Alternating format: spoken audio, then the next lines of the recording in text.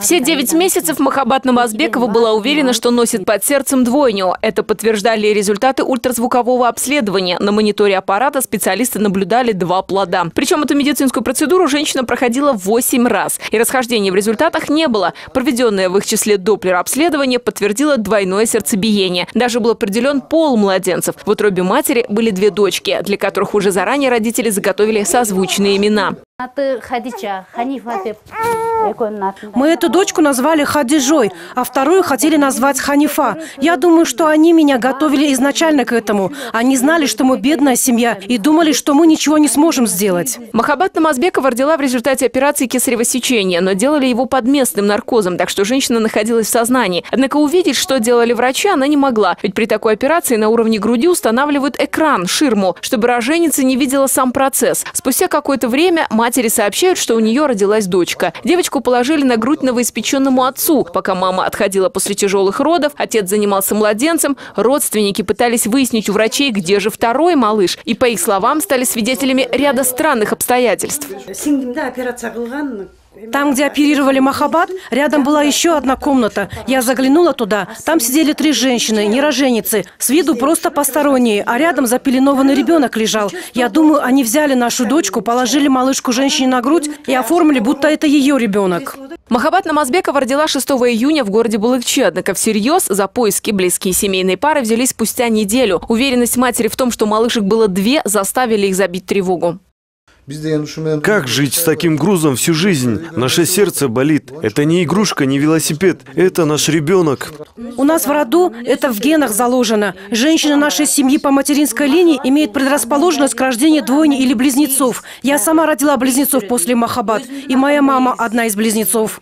Между тем, врачи, которые принимали роды у Махаббат Намазбековой, готовы поклясться, что близнецов не было. По их словам, акушеры-гинекологи тоже ожидали, что будет 2 младенца. В этой связи тщательно к этому подготовились. В операции участвовала сама главврач. Мы во время операции ждали, что будет 2 малыша, весом по 1,5–2 килограмма. Ждали 2 девочек. Но после операции родилась крупная девочка, весом более 3 килограммов. Начали искать второго ребенка. Не только я, но и хирург, которая была рядом, была в таком же недоумении, что второго нет. Все, кто участвовал в операции, могут подтвердить, что был только 1 ребенок. На родах, в общем, принимало участие 13 человек. Но с ними поговорить нам не удалось. У кого-то не выпала смена, другие уехали в командировку или по учебе. Мне передали только 1 ребенка. Когда я зашла в операционную, мне сказали, что второго не было.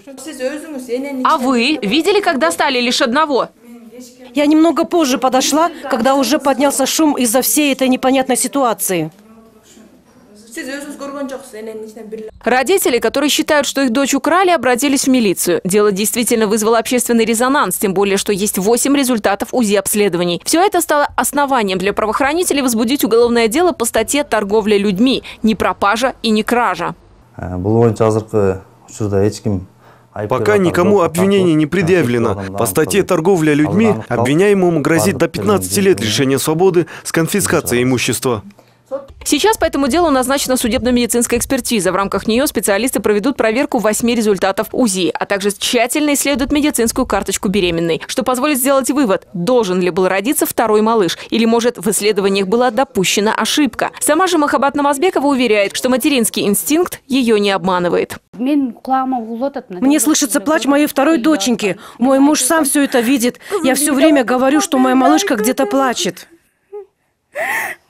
Этот шокирующий случай в роддоме Булыкчи уже не первый. В начале года женщина, поступив в родильное отделение, не смогла разродиться. Едва показалась голова ребенка, схватки прекратились, и врачам пришлось тянуть малыша силой. В результате этих действий произошел разрыв шейного отдела, и ребенок умер. По этому делу до сих пор идет разбирательство. Несколько сотрудников были рекомендованы к увольнению, однако, по некоторым данным, они продолжают работать и сейчас.